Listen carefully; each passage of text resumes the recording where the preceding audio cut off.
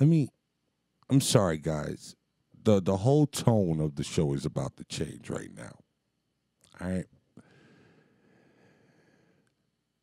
This week that just passed, Bam. What's this guy's name? Bam Margera. Come on, G Money, communicate, talk, give the people the scoop. Yes. We're gonna do the G Money scoop All right, segment. So Bam Margera was supposed to be at West Side Comedy Club. This Thursday, right? Joe does. Cadet does. Of course he does. Bam Margera was supposed to be at West Side Comedy Club. I guess he's doing stand-up now. I don't know how long he's been doing that, but this is the first I've heard of him doing anything. But he's supposed to be at West Side Comedy Club. I think the nigga named Vinny Beetle or some nigga like that promoted him, promoted that night. That's character. What happened? I'm sorry. Apparently his wife left him while they were in New York, and then she took off with his credit cards. So he canceled the 7 o'clock show and then showed up for the 10 o'clock show at 8 o'clock and was mad that nobody was there. And then he flipped out and said he was leaving. No fucking way. I got a couple videos of there. So show the first video when his wife left him. Yeah. Let's see what this shit's about.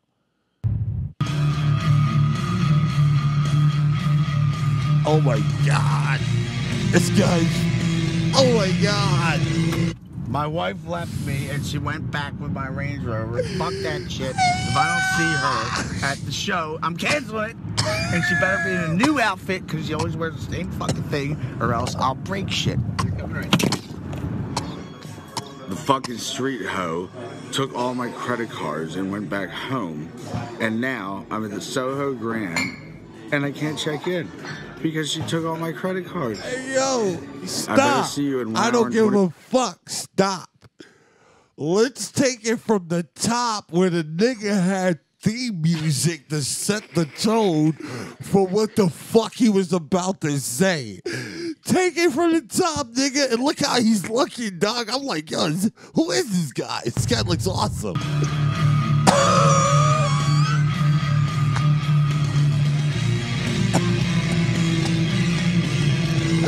My wife left me and she went back with my Range Rover. Fuck that shit.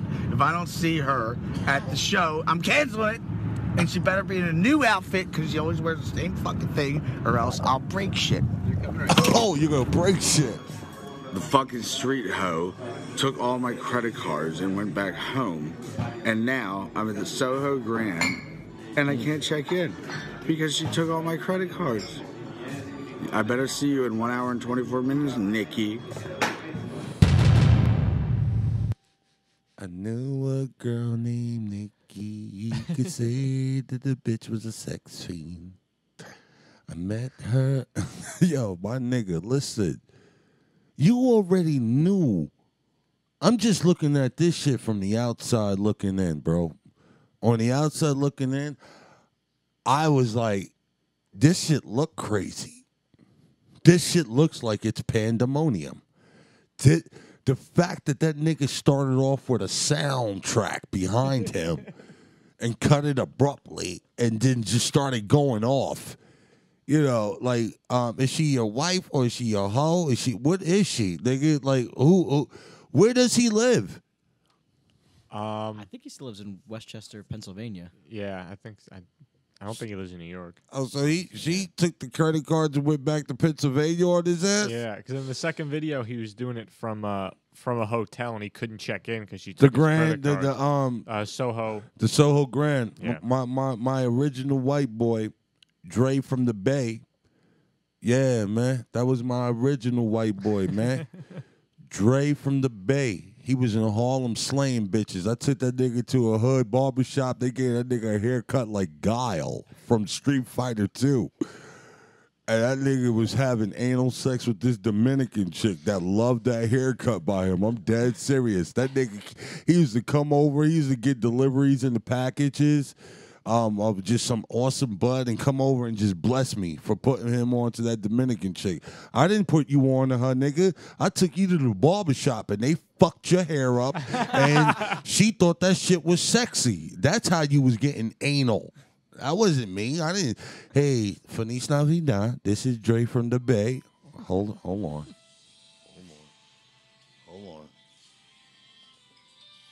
Everybody, this is Gina Savage. Gina, you're on my podcast right now. I'm in the middle of a pod. Talk to me, sweetie. Oh, hey, how are you? Say hi to everybody, Gina Savage. Hi, everybody in the podcast universe. That's right. This is the Fire in the Hole podcast. We got Gina Savage, the GM over at Westside Comedy Club. And you know what's so crazy, Gina? We are talking about the BAM incident. And I'm glad you on the phone because hold on. I'm glad you on the phone. I swear to God, y'all, this was not planned. This was not planned in no way, form, or fashion. Look at God. This was meant to be. Okay, so Gina, okay. We just played the first video where the nigga was talking about how his bitch left him and with all his credit cards, he couldn't check into the hotel. Now, we're about to see the second video. Now, this is where my executive producer, G Money, showed me you at the fucking club in distress. Like, oh my God, like if this nigga could just calm down and we could explain to him. And so we're about to play this video. Well, I just want you to hold on real quick. Go ahead, play that video, my nigga. Like an hour, we told you to. Look at Gina. That's Gina right there. The pretty lady with the long black hair and the red and black dress. All right, we'll go now. Who's the nigga in the red hat? Get my reins over and take me home, you fucking pussy. Yes. I'm leaving. I don't know. Take me home now for a second. Probably just there to see the show. Okay. Hold on. Take me home. Okay. Listen, man. I know there was a lot. All right. You're Gina Savage. I called G Money earlier that day. Yeah. Get on the fucking microphone, Yeah, G Money. all right. I called G Money earlier that day and told him, yo, the BAM nigga go be at Westside Comedy Club. We should pull up. Gina Savage. If I would have pulled up at Westside Comedy Club and I saw all that shit happening, Gina Savage, can you tell these people that's listening to this shit right now how that shit would have played out with that nigga BAM? Oh, that would have been a far different incident if you would have been there.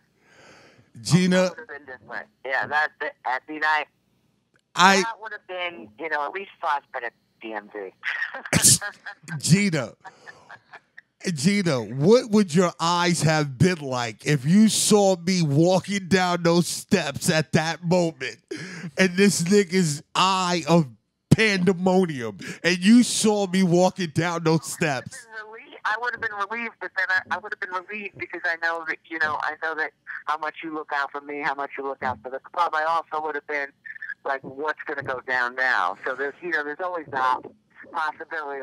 Like, I'm going to tell you what would have went down. This is the realest shit I can say right now. Okay. My nigga, if I would have told homie, you got to bring that shit down to a 0 right now, and that's on everything. Let me tell you something. That nigga BAM would have brought that shit down to a 0 because what he was doing is he realized he was the only live nigga in the atmosphere at the time. And if there would have been another live motherfucker there, he wouldn't have been that live. Because he don't know how that other live motherfucker would have responded. Nigga. And if he didn't comply, you're absolutely right. Everybody and their mama would have been wanting to know what Westside Comedy Club is all about. Because I would have washed him, the nigga that was recording the shit, the nigga that he was threatening to fuck up, I would have fucked everybody up in that bitch and sent them on their way. Get the fuck out the club. Because they was bugging. when I saw that fucking video and I saw you, I was like, no! Gina there? This nigga doing this shit to Gina Savage? You know, listen, I feel, you know, I know what you're thinking. And it's funny because people think I was, you know, distressed. You know, it's more like I'm incredulous to the fact that, like, people, look, he's got problems, to say the least. You know, that's a fact, and I hope that he gets it. And had I have known really more about the situation, I might not have, you know, tried to have a 10 o'clock show. The story is sort of convoluted in the news.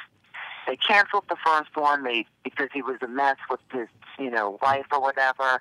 And I said, well, maybe, you know, it's sober him up. He's got 6 hours before the 10 o'clock. We don't want to disappoint his fans. And then he showed up, you know, early for a 10 o'clock show thinking audience is going to be there. And of course, it's not at 8 o'clock for a 10 o'clock show. So his team of people, I'll just say that, could not convey that to him. There was no talking to him. He already had an opinion and whatever. He already had a view of the world at that point on every conceivable level. And unfortunately, I think he's been just on a tear ever since. I don't think the guy has, you know, the type of support I think that he really needs. And maybe if he took 10 minutes to talk to somebody with as much sobriety as I have, maybe he would see things differently. But there was no talking to him. And he needs people not to enable him. And I looked at it, maybe I enabled the situation by doing a show with him. I don't know. But, you know, how did you know, though? I don't think you enabled him. You can't. You were being with a great general manager like you are. You saw somebody that can draw, you know, at least in your eyes, and this would be a good look for the club. Like, you didn't know this guy was a fucking maniac. You know, I'm not a molester, you know. So I know guys, you know, I watched Jackass, and, you know, it was all like crazy running games to me, you know. But I never see this on the impact that, you know, I think Dan was just in a rehab, I think in January. I don't think he's ready to, you know, I think he's got to reevaluate. And I don't think he's a stupid man. I think he just needs to reevaluate the direction of his life. He's not a kid. He's got to think about that. It's for the show and his fans, I'm going to say this. They were really understanding. He has really loyal, understanding fans that really love him. He just needs to take care of himself. Club somebody did a 10 o'clock show. And, you know, I think it was called something because before I booked what I may be problematic, you know, act, you know, talent, I'm going to give great pause. It's not worth, you know, jeopardizing the club's, the safety of the club and the audience and any of that. I mean, it was just insane. And it was just insane. I was not so worried because, you know, I handle a lot of craziness. Yeah, from back in the Boston Comedy Club days. But I was looking at him like, what is this? What is he going to do? And then I just, you know, it was just unfortunate. Gina, let's just say for the sake of the club and him, that G Money dropped the ball that day and didn't fucking come and pick me up to take me to the club, because I would have fucked Bam up. If I would have walked in there and saw you looking like you was looking, you wouldn't have had to say nothing to me. I'd have just been like, why is she look? Yo, my man, get the fuck over here, dog. And he would have listened to me. He would have listened to me, dog. I don't give a fuck how crazy, how drunk, how whatever. What that shit would have been. Listen, man, the street value would have been turned down to 0. Jimmy, I think he would have bear hugged him to the point of, like, you know, a sleeper hold.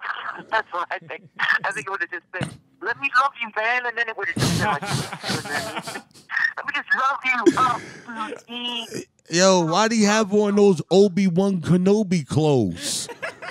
Why was he dressed like the Last Jedi, yo? All right, listen, I have to talk to you about this. All right, I'll call you back when I'm done with the show. All right, but I just want to say for the record, this is, I don't know who's listening or whatever, but honestly, I just hope the guy gets help. That's really, at the end of the day, what it's about. So, I love you. We love you too, man. And I just want to say to everyone that's listening right now, and if you're ever in New York City, West Side Comedy Club is definitely one of the top premier comedy clubs there. On a regular, any day and night, Jerry Seinfeld would stop in. Fucking Leslie Jones, Bill Burr. Bill Burr. Yeah, we were hanging out with Bill Burr. Yeah, man. What's the address? 201 West 75th Street, and it's right inside and underneath Playa Betty's restaurant. It's a fucking awesome place to be, man. If you come in for the holidays, make sure you get your reserved seats. They're always selling out, definitely during the weekends. Get at them. Gina, I'm going to call you when I'm done with the joint. Let me finish this BAM nigga off.